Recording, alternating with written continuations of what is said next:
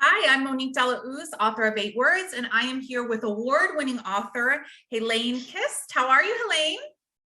I'm very well. It's so lovely to see you, Monique. Lovely to see you. Heleen and I have actually been friends for 3 years. We met on a Facebook writing group, and we kind of started our self-publishing careers together and our first novels together. So it's been fun watching her grow and doing everything that she's doing. Heleen is actually placed in many award groups and ceremonies, and you did win one for your first novel, In Servitude, in 2018 for Best European Fiction. So I want to just start there because that is so cool. I can't even imagine for your very first book and self-publishing, which we'll tell others a little bit more about self-publishing versus traditional publishing in a little bit.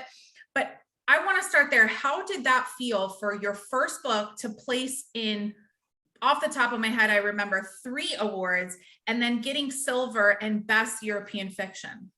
Yeah, I mean, that was amazing. That was in the Independent Publishers Book Awards, which is in the US. And of course, what the viewers may not know is I actually live in Scotland. And I am currently in the heart of Scotland in a holiday cottage. And so my market really was Europe. I'm Dutch, my friends are in Europe and all of that, but I thought, you know what, I'll just try. That's the beauty of self-publishing. You can just publish it all worldwide. Right. And I entered that competition, and they had a special category for European fiction, which interestingly was any fiction based in Europe. So Okay. actually the person who won was in the US, but she wrote about the UK. Oh, okay. So the setting had yeah. Okay, cool. Yeah, which of course I was terribly annoyed about, because had that not been the case, then I would have totally won. But runner-up, silver medal, I was very happy. And it's amazing, and they actually send you a real one. I wish I was home, I could show you. But I do put it on the cover of the book as well, because I'm very proud of it. That's awesome. And it was shortlisted at the Selfies, which was the first dedicated self-published award in the UK. It was sponsored by Ingram Spark and handed out at London Book Fair, which of course is a huge deal. And I got to go. You get your free ticket to London Book Fair, and you get to sit on a panel, and then they have the announcement. So that was really very special also. I can't even imagine, and that being your first book. For those of you that don't know, and we're going to talk about In Servitude here now, she published this in 2018, and it has 4.5 stars on Amazon. There it is. Well over 100 reviews. It's a proof, so ignore the bad. Yes. It's the only one I had lying around. those are our favorites as authors. When we get our copy before everyone else, we have that nice proof, and it's so exciting. I love that you actually showed that copy. That's awesome. And so In Servitude in 2018, you self-published this, you won awards. I mean, that was quite, just amazing. And again, this is 4.5 stars on Amazon, well over 100 reviews. So this means she well surpassed her friends, her family, her immediate circles, her writing groups. I mean, this is truly the reading and the writing community really telling how they feel. And so I thought that was also amazing with your first book. So congratulations again. Now, In Servitude, we have Grace and Glory, and Grace is the female protagonist, and we learn that her sister Glory died, and as her sister dies, Grace has to take over the cafe and starts to kind of unravel Glory's past in this sort of multitude of secrets in an underworld. Can you tell us a little bit more about those secrets and kind of how you came about the idea for this book? Yeah, I mean, Glory dies. It's not a spoiler because that's the first sentence. And as you say, Grace is a very devoted sister. Glory is the dead girl, was very lively, but no longer, obviously. And Grace is a little bit more serious. Glory has family, so she's married, has children, and had just started off a little while ago a vegan cafe in an up-and-coming gentrifying neighborhood, the land of avocados, as we call it. And this is all actually set where I live. Okay. And Glory's house is pretty much my house, so I didn't have to do an awful lot of research, and that helps a lot. For sure. And the two sisters, actually, they come from Perth, which is a very small city in Scotland that my husband comes from. So my in-laws live there. And when I describe Gloria and Grace's parents, they are not my in-laws, but their house is the same as my in-laws' house, because again, that saves on the research. But yeah, so Grace dives in as you would, you know, for anyone who loves their sister. Come in, start to help out with the family, start to help out with this cafe that Gloria's husband wants nothing to do with. But as she does that, she discovers that Glory has been involved with the Glaswegian underworld. And obviously thinking very highly of her sister, she can only imagine how she was trapped into this. Unfortunately, by virtue of being the sister, etc., she is now embroiled in this underworld and has to find a way out, which she wants to do desperately in a way that keeps Glory's reputation intact. And so she comes across a lot of problems. And I think writing a story that is a domestic noir, essentially based in Glasgow, based in my house, is really around Glasgow has quite a gritty reputation. If you know any sort of Scottish crime, yes, Ian Rankin writes all his books in common setting in for Edinburgh. That crime fiction novel in Glasgow. Yeah, and you know, Glasgow is you know is a fairly high crime city. So I moved there 7 years ago from a slightly more genteel Edinburgh, and so you have this idea of Glasgow being a little bit more scary, and the gangsters and the heavy accents, for me, very difficult to understand. And so really it was that, gosh, what if, you know, you became accidentally embroiled with gangsters, and how would that go? That's really interesting. There's a lot of elements. I love too that you say it saved you on research, the setting and your in-laws house and your house, but I think also it gives such authenticity, and it really comes across to viewers when it's so believable. I know a lot of authors do that, you know, rather than they might make a fictitious city name, but they base it on where they really live or people they really know to some extent, because it does make it just so much more believable. So I'm sure that really came across in your writing.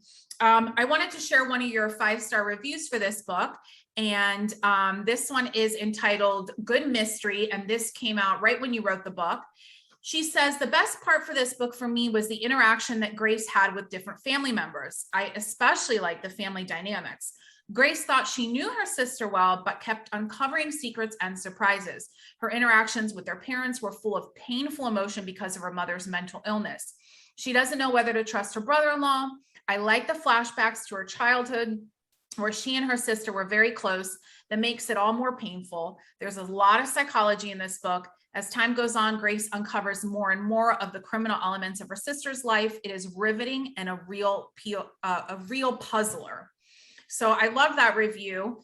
You kind of incorporated what I was going to ask you within that review. But you know, one of the questions that I have for you is, and it comes up a lot in my book club and things that I read. Do you think that you ever really know someone, whether it be family, friends, spouse? Like, do you think we really know 95% of the life of the people that we surround ourselves with? God, you know, I mean, I really hope so. Let's hope that, well, I'm not saying they're monsters or involved in the no, I think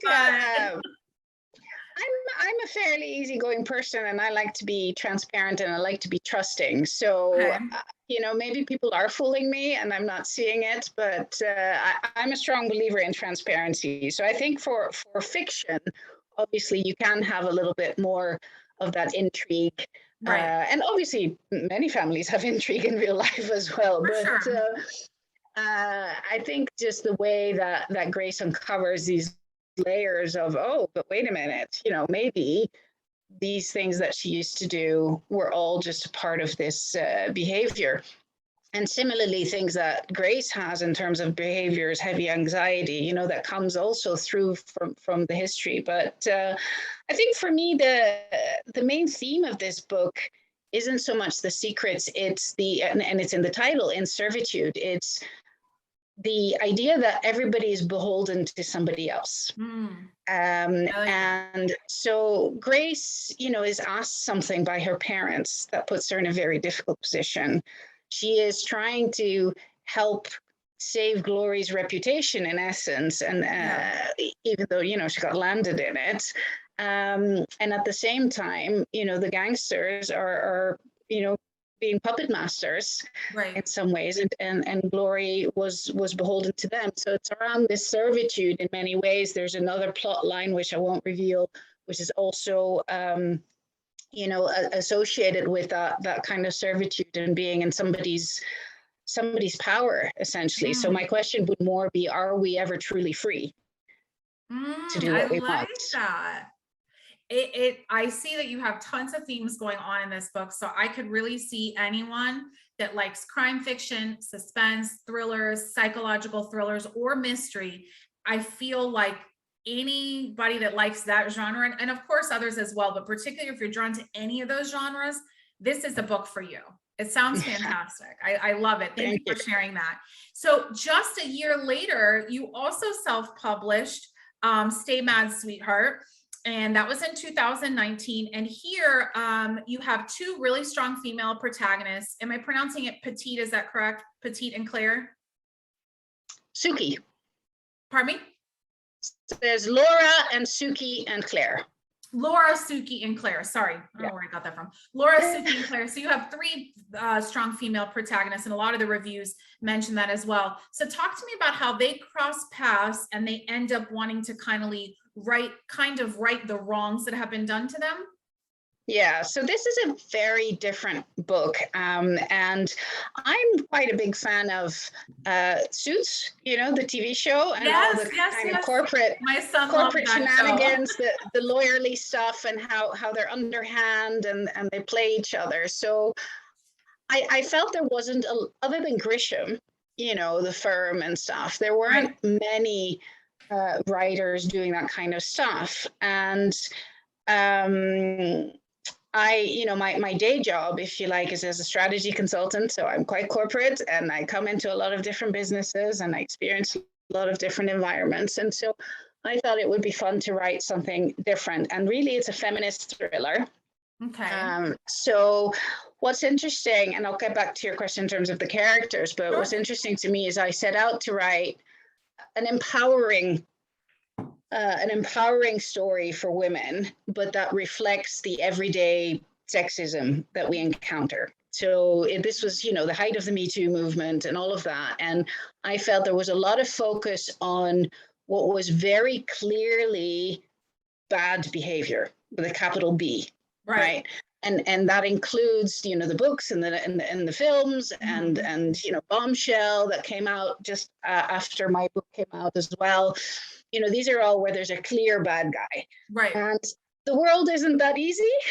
Yeah, and there's a lot of gray area. And so what I set out to do is this, to explore and expose this gray area. And yes, there's obviously bad people, bad behavior, but mostly it sort of stays in this murky gray area. And that's why I wanted three protagonists, because Laura is the main one. So she's a data scientist. She's a little geeky. She likes reading books. That's her favorite pastime. Her best friend, Emily, got viciously trolled online after blogging about a bad date with a Hollywood actor. And that's obviously based, on some true life stories. Right. Cyberbullying. Yeah. But you see what the implications and the ramifications are for this poor girl, Emily, and her friend also. And then while she's dealing with that, her business is being acquired by a Google-like entity. So her small, her very successful, that she shares with Justin, that she co-founded with Justin, a very successful data science company in Edinburgh, is being acquired by this big Silicon Valley. And so she needs to deal with this corporate financier called Suki, who is just a little tornado. And with Claire, who is the PR girl. And they all have very different outlooks on life and what they want. Claire is hugely ambitious. Suki is hugely ambitious, whereas Laura just wants to sit in her book and, read and do her data science stuff. And she doesn't want to be the front of the face of the company, etc. And so I thought these different kind of personalities, which are, you see them in your friends, you know, everybody's different. All the Right. women are different, and we're not all kind of evil, go-getting people. Right. And so they, by virtue of having to work with each other to get this deal done, which is always kind of in the background, they discover that each of them is being, you know, mistreated in some way, or that there are things that are just not right, and they band together to then right these wrongs. And again, you get to the point where you say, well, does the punishment fit the crimes? Right. You know, and so this whole navigating that gray area, and do you agree, do you not agree, there, you know, is that a complicit woman, is it not a complicit woman, Right. you know, it's really one for the book clubs. I wrote it specifically with, you know, I want people to have difficult conversations. I love that. I love that. That's my favorite thing about book club, is having those difficult conversations. So if book clubs are interested, can they reach out to you on your Facebook or your Instagram? Yeah, absolutely. Awesome. I'm happy to, you know, do a session like this.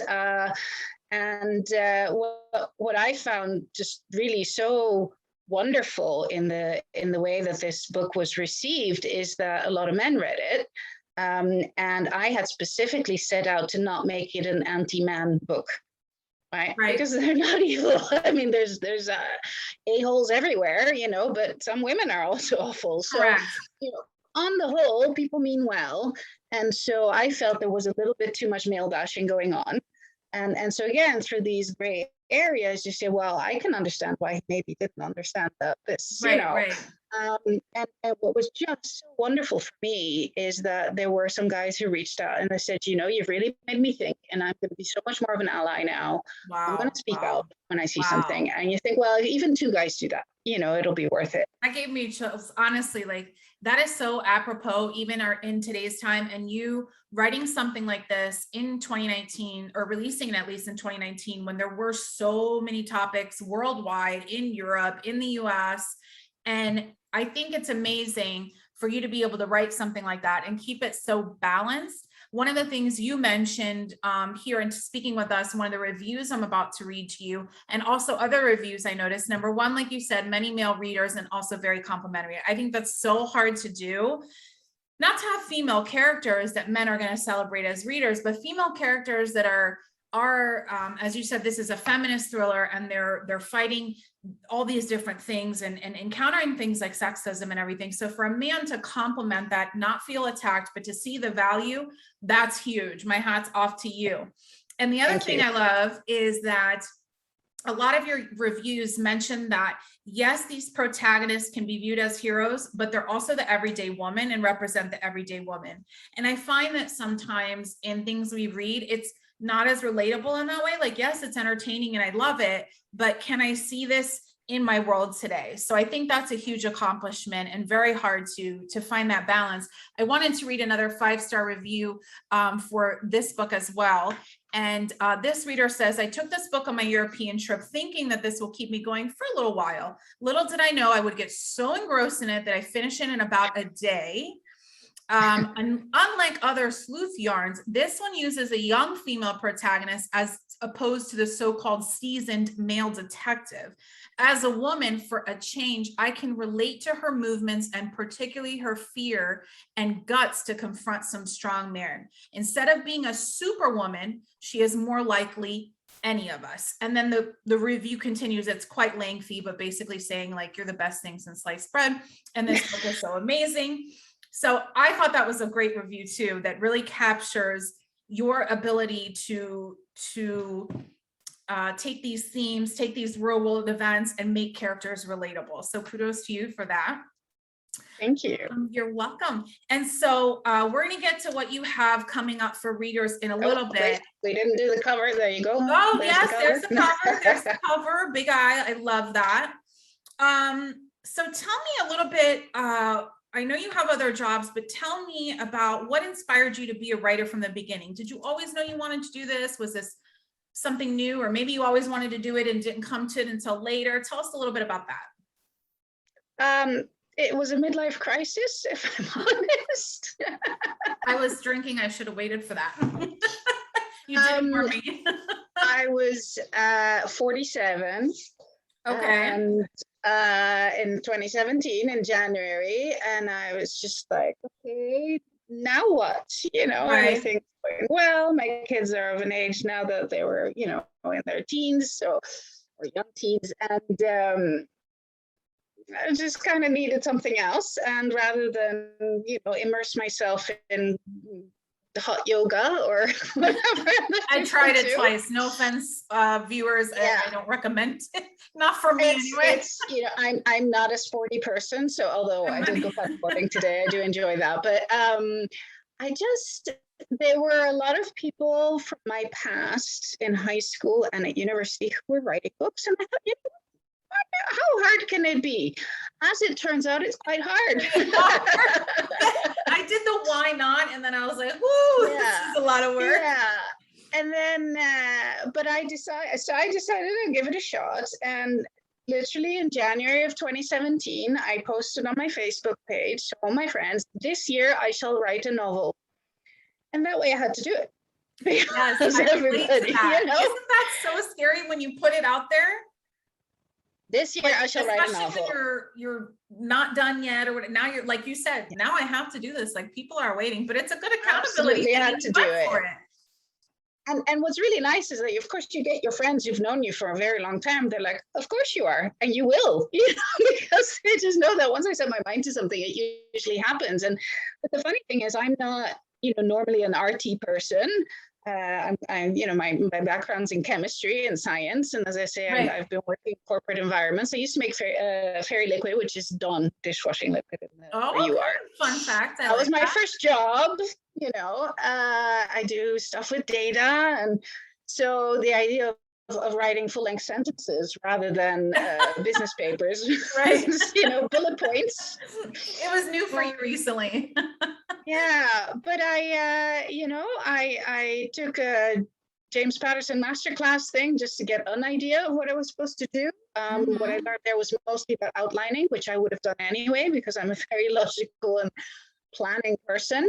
And I just went cracking. And really, my aim was, my friends will buy it, my mom will buy it, and that'll be that. Sure. And then I had lined up, though. I needed some real validation from people who weren't just going to be nice to me. So I lined up a beta reader and a proper developmental editor for around Christmas. So literally 23rd of December, I will have to submit a book. Right. And I sent it to them. I finished it. I sent it to them. And they were blown away by it. And I was like, wait, what? I wrote a real book, like a real Yeah. plan. Yes.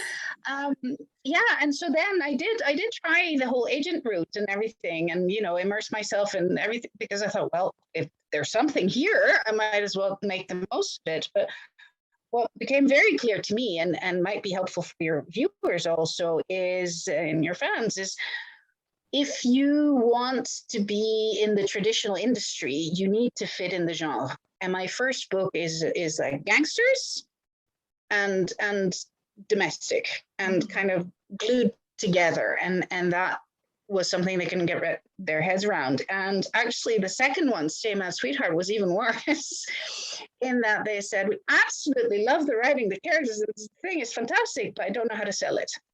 Right. And it's a real shame, because this is, the height of the Me Too movement and everything, but right. It just doesn't fit in a box. I did, however, not self-publish this one. This one was published by a very small independent publisher called Red Dog Press, who are absolutely lovely. And so I had that experience of doing it myself, and which is great. You have full control. You can do what you want. You can launch what you want. You get all the royalties, and but then it's a lot of hard work, as you'll know, and you're always having to do, everything comes from you. And I thought it would be nice to have somebody to share that with. And so when you are with an independent publisher who's quite small, then you have a much closer connection, and they're much more invested in your success, because they can only publish 20 books and they have only so much marketing money. Right. So that was a really lovely team exercise. And what was even more fabulous is the publisher is male, or both of them were male, and they just absolutely loved the book, and they thought everybody That's should read it, wonderful. and that was wonderful. Yeah. Okay, thank you. So I was going to ask you if you're a pantser or a plotter. So for those that don't know, the writing community kind of identifies or splits ourselves and says, well, we're a pantser, meaning we just kind of go by the seat of our pants and just write and see where it takes us. Or we are a plotter and we outline and we really plan in advance. So you, from what I understand, are a plotter. Were you a plotter in all your works, or did it kind of change? I am possibly the most extreme plotter that exists. Really? I know all my writer friends. Some of them have seen my outlines, and they're like, I don't believe this. This is almost a whole book. You know, it's like you've written the whole book before you've even started. And so my outlines, James Patterson does outlines that are like 28 pages. Also, Wow. which is very interesting. And in this masterclass, he shares one. Which is interesting. And you're just writing what happens and maybe a couple of bits of dialogue that you want in there, but it's devoid of any descriptive material. And it's, this happens, this happens, this happens.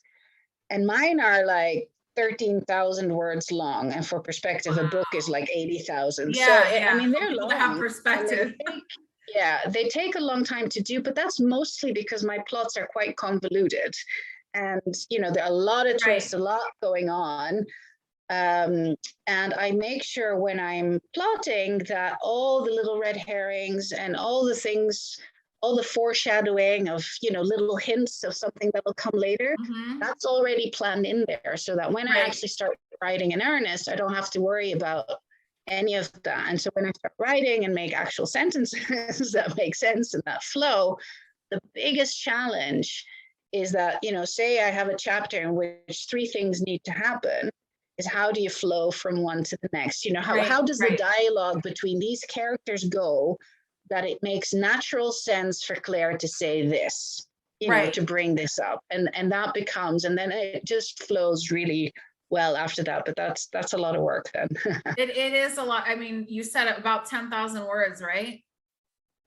So for those of you that, like she said, are in her genre, the word count is about 80,000. So just imagine your normal thriller, crime fiction, suspense book, and 1/8 of that book is her length of her outline, which is crazy detailed. But it sounds like maybe your other job may help you with that, because it's so like, logical and 1, 2, 3. So maybe that helps. And then, like you said, in planning all these red herrings and the foreshadowing and everything, it really keeps your book tight. You're not missing anything, and you can always go back and check that you have it, as opposed to, oh yeah, what was I thinking when I wanted to put this character in, or they said this or that, and possibly having a hole in your story. So it sounds like your writing is very tight, and that's been advantageous. I admire the people who can just, start writing and they don't even know who did it. I'm like, how do you write a book and you don't know who did it until the end? I've had writers say that to me, and I'm like, that is so much stress for my OCD self. Like, exactly. I change things as I write. I was more of a pants. Well, it was almost completely pantsing my first novel, and then now I'm the opposite in the second one. But the ending, or so I think, I already know when I start. Yeah. But that is just too much stress for us logical thinkers. No, I'm too much of a control freak as well to just let that happen. Well, we just call it control freak. And also, I don't like, so because writing is difficult, let's be clear. I mean, some days it flows really well. For the most part, it's work. Then I don't want to have written 3 chapters that I then cut. So that's why I'm very plotting. I mean, I just write and I never ever cut. When I'm editing, I have to add words, I have to add descriptions, I have to add more, this kind of foreshadowing and more emotions, and the layers of the varnish of, that makes it nicer and nicer, and you understand the characters better. That comes with the editing. But I wouldn't want to cut anything now. That's such a waste.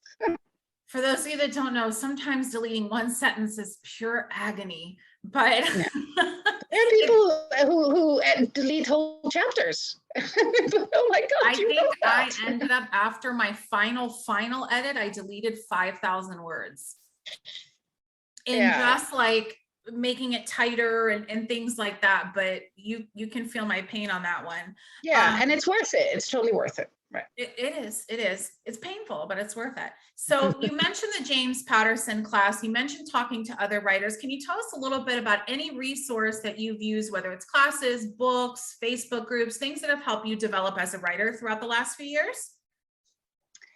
Yeah, I mean, I found through the James Patterson Facebook group that comes with the course, I found my editor, Sarah, who was also writing, but she's also an editor. And we kind of became friendly, and she read In Servitude as, I think, the third person. I just sent it to her. So what do you think? And she loved it, but she then taught me to even more the old nugget of show don't tell. Yes. I was okay with that, but I hadn't really fully, when she said something, that's too much exposition. There's too much exposition there. Right. I just didn't get it. And so what was useful for me is for her to take a chunk or an example and to say, and to give me an example of how it should be.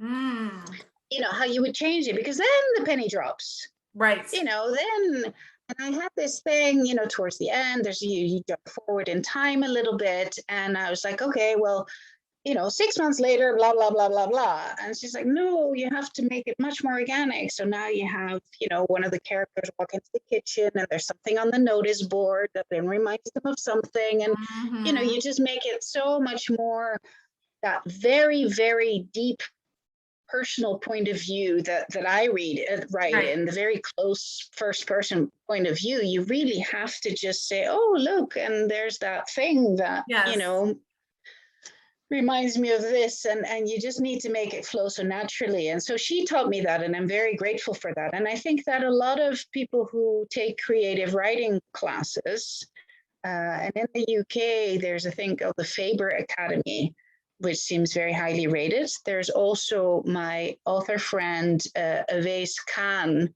who's just written an amazing second book called No Honor, about honor killings in Pakistan. It's just gut-wrenching, absolutely glorious book. It's just come out last week.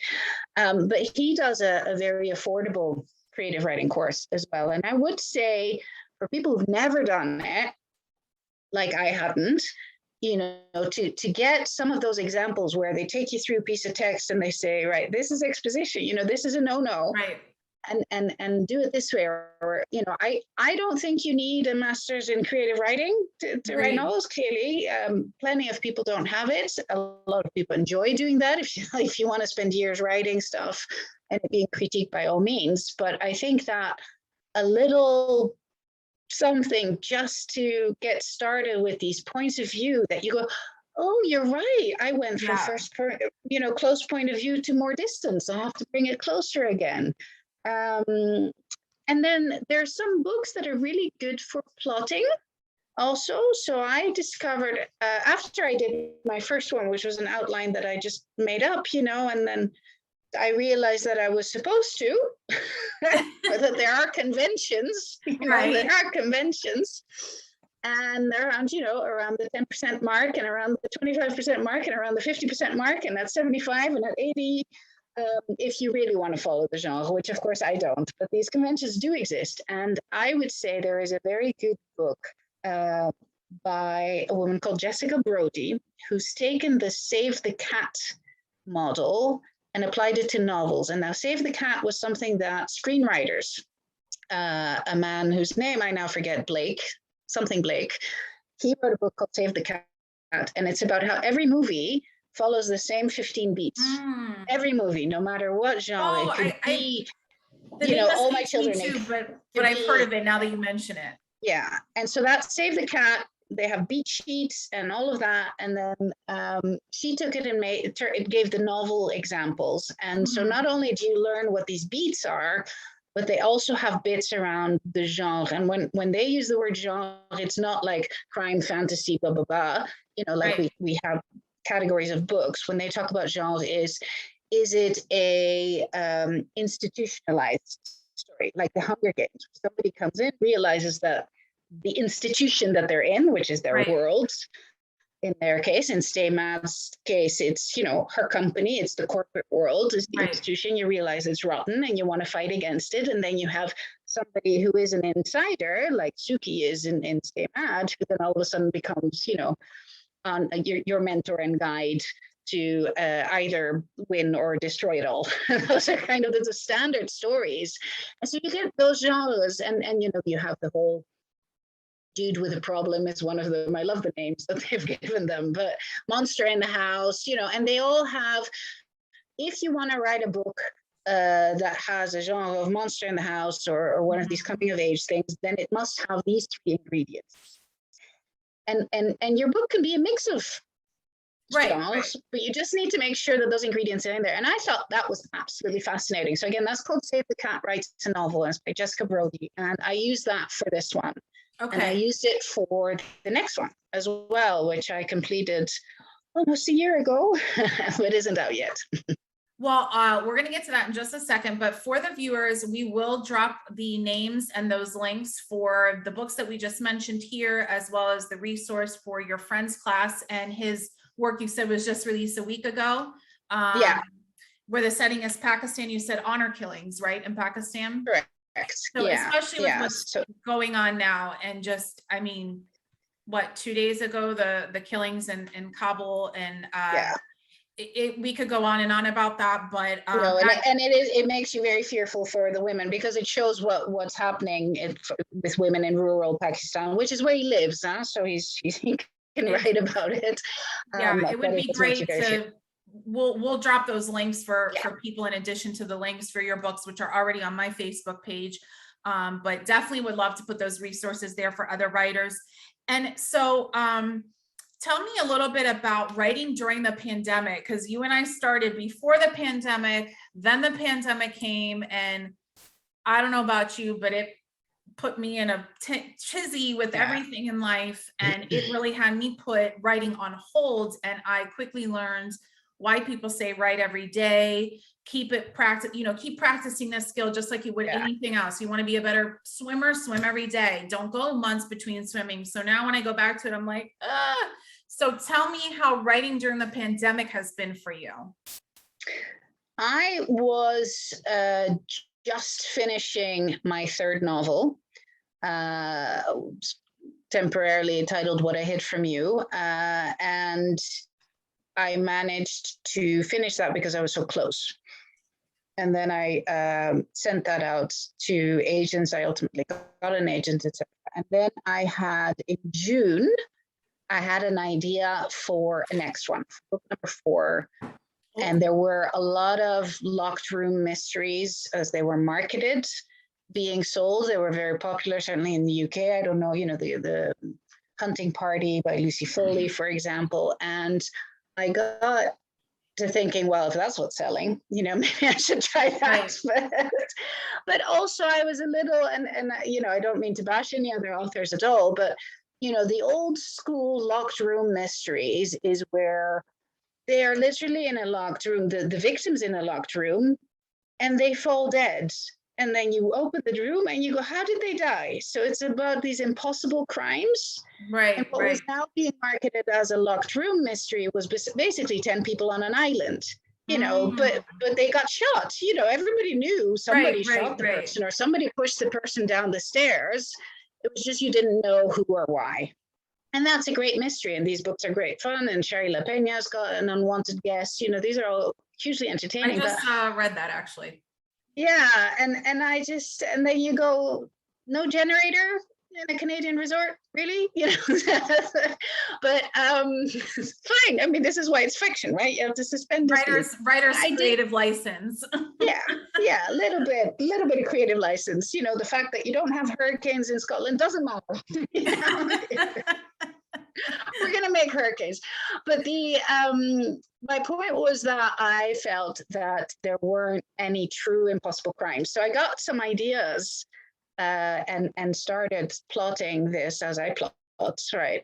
And it was a tough time, because you were stressed out about everything. And I was kind of thinking, you know, the plotting is the creative time in terms of the problem solving.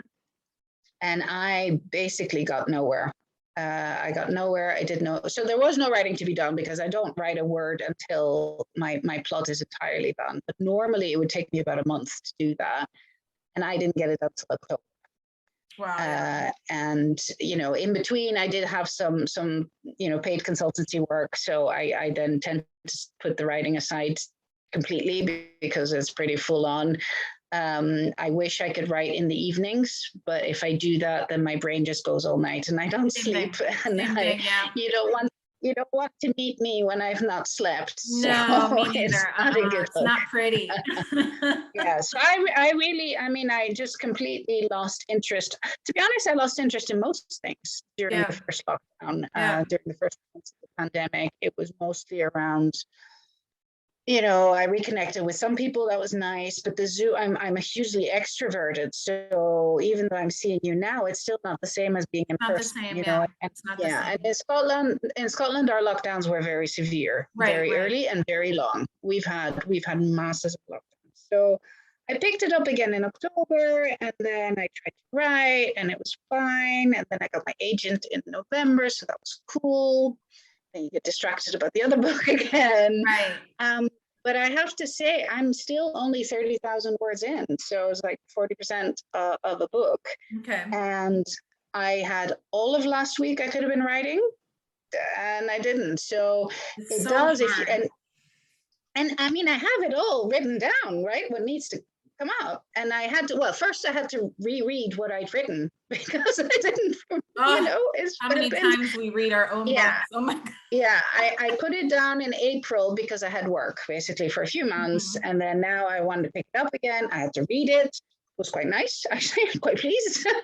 Nice. And then, but I've just completely forgotten how to write. And I'm sure it'll come back. The way it will come back is if somebody gives me a deadline. But because nobody's waiting for this book, because the other one's still on submission, I feel, it's very hard to motivate. And I think you're right. For people to just, if you want to write and you enjoy writing, then just write anything. Yeah. I've written one short story because I had to go with that, and it was short, so that's doable. It took me a week. Yeah. So it's hard. It's hard, but I'm hoping to get back to it. Well, as I said, I could have done all of that last week, but the weather was beautiful and I did a lot of gardening. Well, you got that accomplished, and sometimes you can come up with ideas while you're gardening and doing other things. No, that's just massive procrastination. Well, that's all that is. Silver lining. But in talking to other writers as well, it definitely has been a struggle during the pandemic. People think that writing would sort of lend itself during the pandemic, the not being able to go anywhere and all that, but it really has been the antithesis for a lot of writers. Many have struggled. It's a big struggle. So I'm going through the same thing. I hear you. So what can your readers expect from you next? You mentioned book 3 and book 4. So what can they expect? So book 3 is very much like In Servitude again. Okay. In fact, the main character lives next door to the house. Oh, that's awesome. Yeah, and Grace has a little cameo. So if you've read In Servitude, you go, wait a minute. I love that. And then somebody else from this book has a cameo in it as well. And what a lot of people won't know is there's a guy in here that very, very briefly appears here. So I'm just having fun with that. I don't expect anybody to. I mean, some of them are named and are quite obvious, but the little cameos, I do that for fun for myself. So it's similar in that it is an everyday woman who becomes embroiled with gangsters accidentally. And in this case, we're talking about Radha, and Radha is a dentist. She is of South Asian descent and lives but Scottish and lives in Scotland with her husband and her 15-year-old son, Manesh. And her dad lives nearby, and she takes care of him.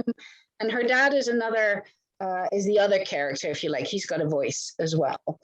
But Radha basically had a patient die in her chair, dentist chair, and became very traumatized by that and by the subsequent investigation by the General Dental Council, to the point that she starts taking Valium Okay. and taking it to excess. And because of that, she ends up doing a couple of stupid things, which then land her in the menacing clutches of Glasgow's underworld, who want to blackmail her into dealing through her clinic. That sounds really, real. That is so up my alley. Is it? I'm glad to hear that. I love it. So they have that to look forward to. So before we let you go, I want to know, what are you reading now, or what are you reading next?